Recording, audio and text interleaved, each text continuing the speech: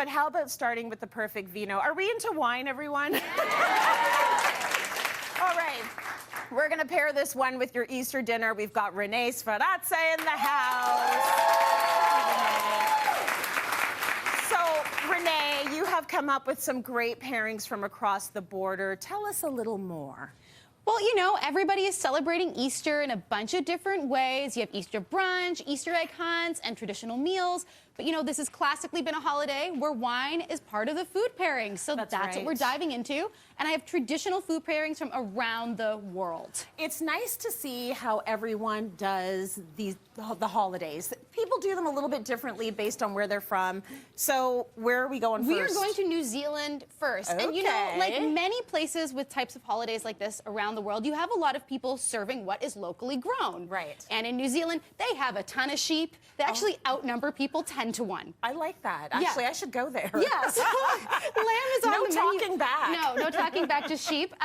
And anyway, they have lamb on the menu a bunch, and they serve it with New Zealand Sauvignon Blanc. Okay. So I'll get you to try the wine first, and then I'm going to get you to dive into this lam dish. But this is the King Maui Sauvignon Blanc. It's named after the Maori legend who apparently discovered New Zealand. Really great origin story also for Easter. Super good, very quaffable, tropical, little bit of that kind of grassy vibe that you get with New Zealand Sauv Blancs.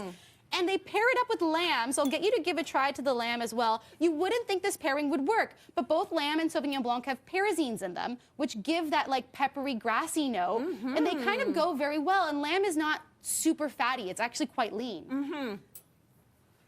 Getting there. I know.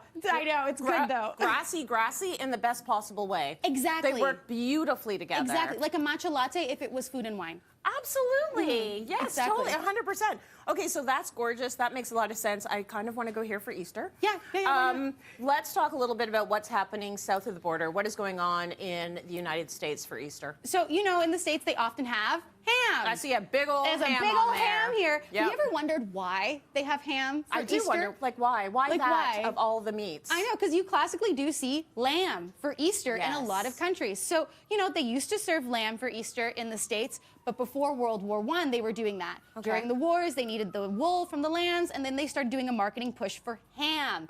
It would get prepared in winter, cured, and ready for Easter. So everything we do, there's always a strategy. There's always, you know, some kind of a marketing situation, but it makes sense. It makes sense. And what grows together goes together. So we have a Californian Cabernet Sauvignon. This is the toasted head Cabernet Sauvignon. Cabernet Sauvignon is great because you get more sweeter to more savory versions, just like you do with ham. Toasted head on this one refers to the toasted barrel. So the heads and the staves are toasted. Very toasty, smoky style of wine. Ooh, that's good. Lots of berry fruit notes. And we're going with just a simple roasted ham. It's that middle dish right there for you to try. And it's a really lovely pairing with it. It doesn't overpower it. Really matches quite nicely. It does. It matches beautifully. So I always find with the red, you have to be careful for that overpowering situation. So it's hard to find a blend that just works with it. You know, ham is really great because it's very fatty. Yeah. And you need... That's why I like it. Exactly. This is why you need Cabernet Sauvignon. The toasted head is a great example because it has lots of tannins. Tannins, fat, match made in heaven. Oh, really? That's a good marriage, huh? Great. Tannins and fat. Tannins and fat. Now we know. Now we know. Okay, so the last pairing is very special to you. Yeah. What are we pairing? So we went for more of an Italian pairing, which I know very well. I told my nonna when I was 12 that I was going to be vegetarian, and she really, she did the best that she could with that information. Was she like, no? She was like, I'll make you chicken. I was like, no, Nonna, that's not what's happening.